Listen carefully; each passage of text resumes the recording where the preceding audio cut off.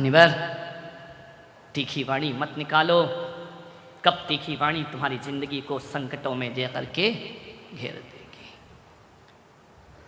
शकुनी पाना पासा फेंकने में माहिर है, पासे बदल दिए।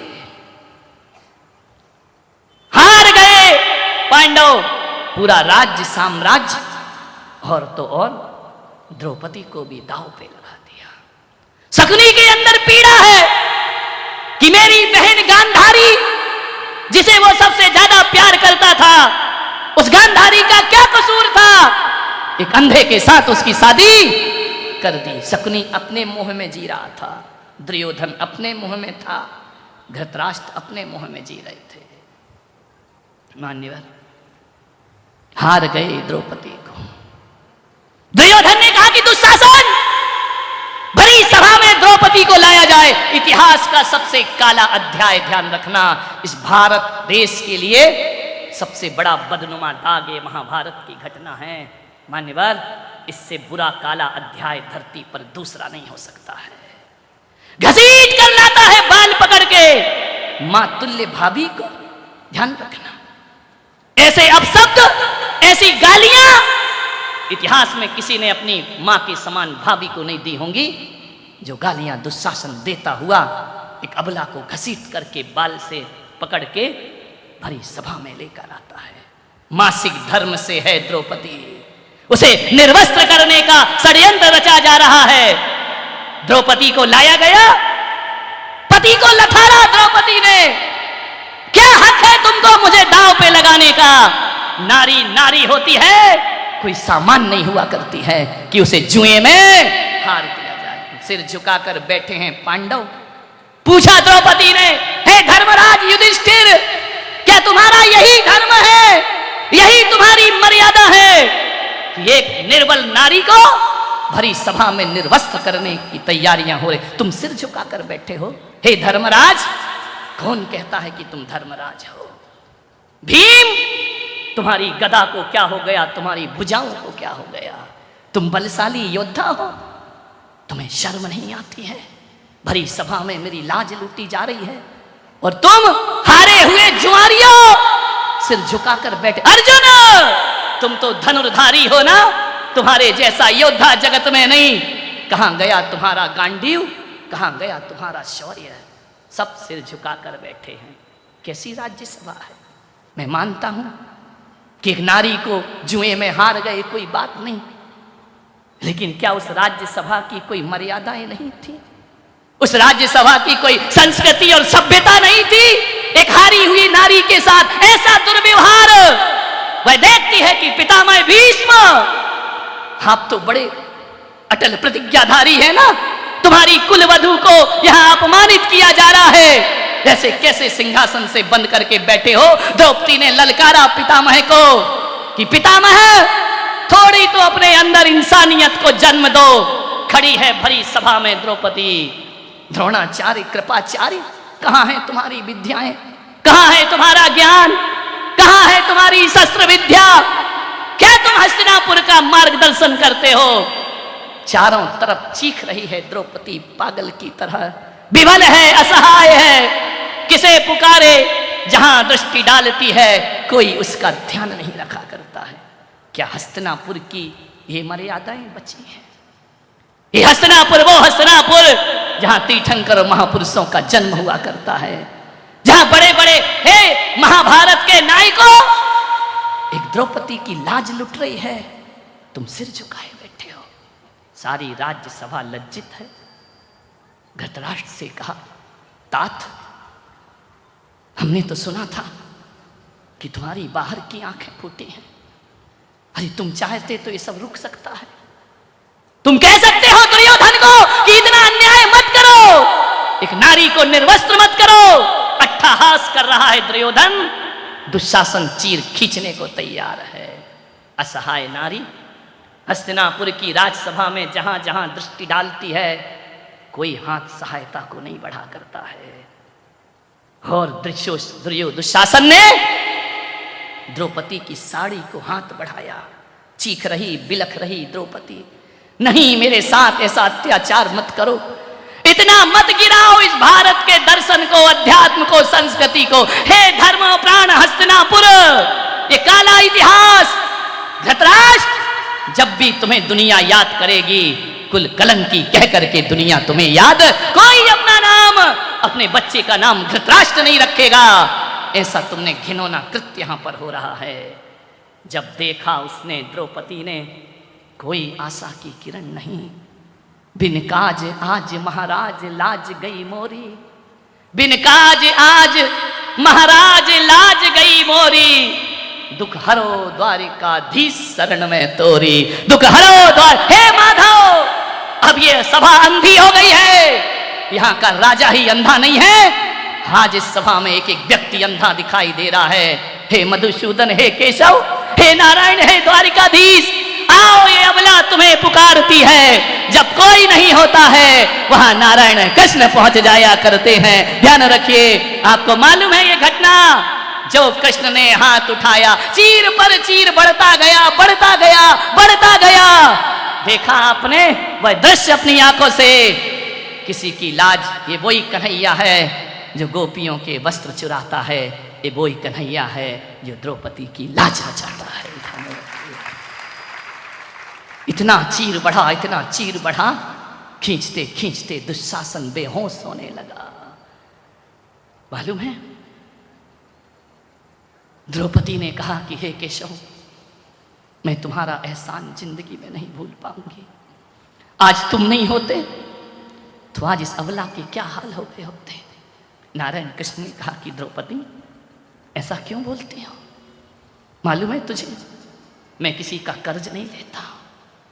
जब मेरी एक दिन द्वारिका में उंगली कट गई थी, सत्यभामा रुक्मणी दवा लेने भागी थी, लेकिन बहन द्रौपदी तू अकेली खड़ी रही थी, और तुमने अपने दुपट्टे को फाड़कर मेरे हाथ में पट्टी बांधी थी।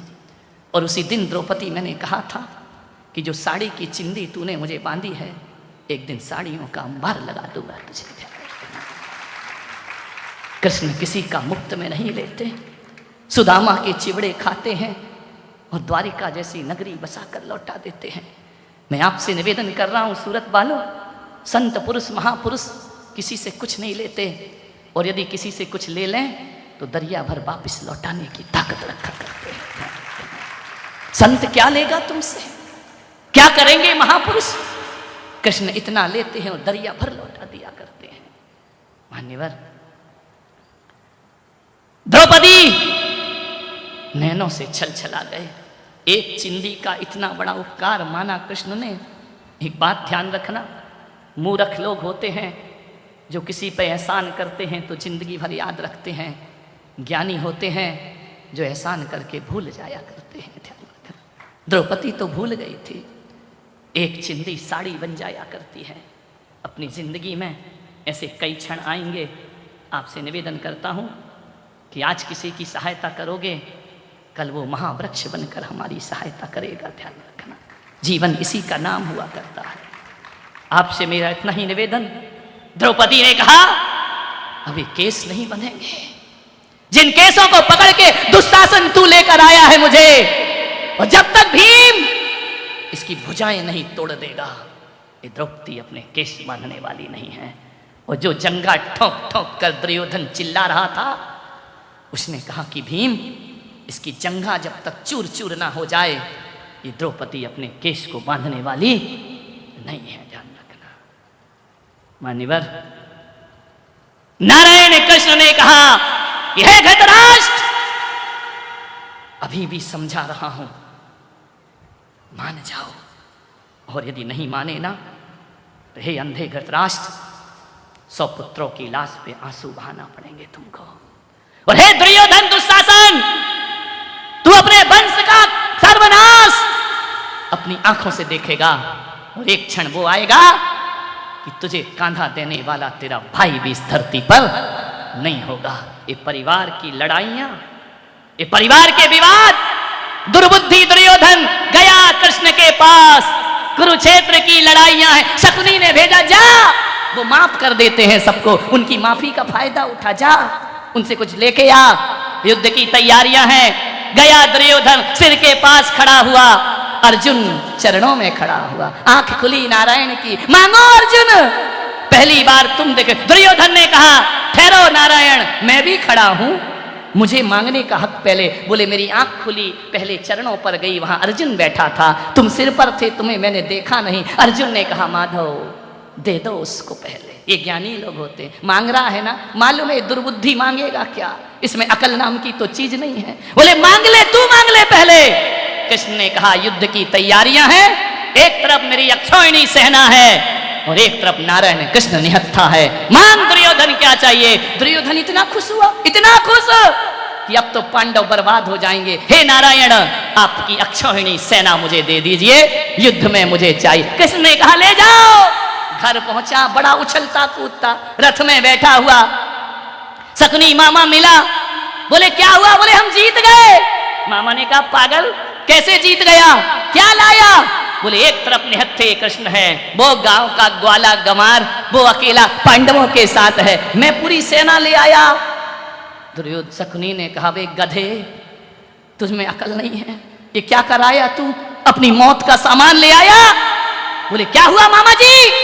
बोले पागल, ये अक्षौहिणी सेना एक तरफ, वो निहत्था ग्वाला एक तरफ हुआ करता है, अक्षौहिणी सेना भी उसके हाथ में, उसके बराबर नहीं, वो अकेला बहुत है। अरे काय का बहुत है, उनने कहा है मैं युद्ध में शस्त्र नहीं उठाऊंगा। बोले पागल, वो निहत्था कन्हैया हमारी पूरी सेना पर भारी पड़ेगा, तू क्या मांग के ले आया। आपसे मैं निवेदन करता हूं, जब भी मांगो ईश्वर से, क्या मांगते हो, रुपया दे दो, धन दे दो, दुकान चला दो, हमारी गृहस्थी सुधरा दो, ये दिन भर आते हैं मेरे पास, महाराज आशीर्वाद दे दो। पागल हो, सेना मांगते हो। भगवान के मंदिर में जाना, ना धन ना दौलत, भगवान से भगवान को मांगना कि हे परमात्मा तू मुझे प्राप्त हो जाए, मुझे अब दुनिया में किसी चीज की जरूरत, तू मेरी डिमांड है, तू मिल गया तो अब किसकी जरूरत है। ध्यान रखिए, मान्यवर सोचना है आपको। अर्जुन ना होते तो गीता का जन्म ना होता। कर्मयोग का पाठ पढ़ा दिया नारायण श्री कृष्ण ने। आपसे निवेदन करूंगा, समय हो गया आपका, 10 मिनट ज्यादा हो गए हैं, अपनी बात समेटता हूं। कृष्ण की लीलाएं, कृष्ण हकीकत में गोपियों की मटकी नहीं फोड़ते थे, माखन की मटकी नहीं फोड़ते थे, कृष्ण सबके पापों की मटकियां फोड़ा करते थे। ध्यान रखना, आज पूरे सूरत में मटकियां बंधी होंगी, माखन गायब है, चॉकलेट भरी है, कहां से कन्हैया मिलेगा तुमको। ध्यान रखिए, केले भरे हैं, ऐसा मुझे पता चला है। एक आदमी बोला महाराज आपको सब पता कैसे चल जाता है। मैंने कहा क्या बताऊं, मेरे जासूस शहर के कोने कोने में फैले हुए हैं। मान्यवर, कान्हा का जन्मदिन है, सोचना है 89 साल की उम्र में जो गीता का ज्ञान दिया करते हैं, वृद्ध अवस्था में नारायण श्री कृष्ण जेल से विदा हो जाते हैं। एक बहुत बड़ा पाठ उन्होंने दिया कि नटखटपना बचपन में कर लो, जवानी को अच्छे से बनाओ, बुढ़ापा संन्यास में बिताओ, यही कर्म योग है, यही गीता का ज्ञान है मेरे भाई, यही आपसे कहूँगा।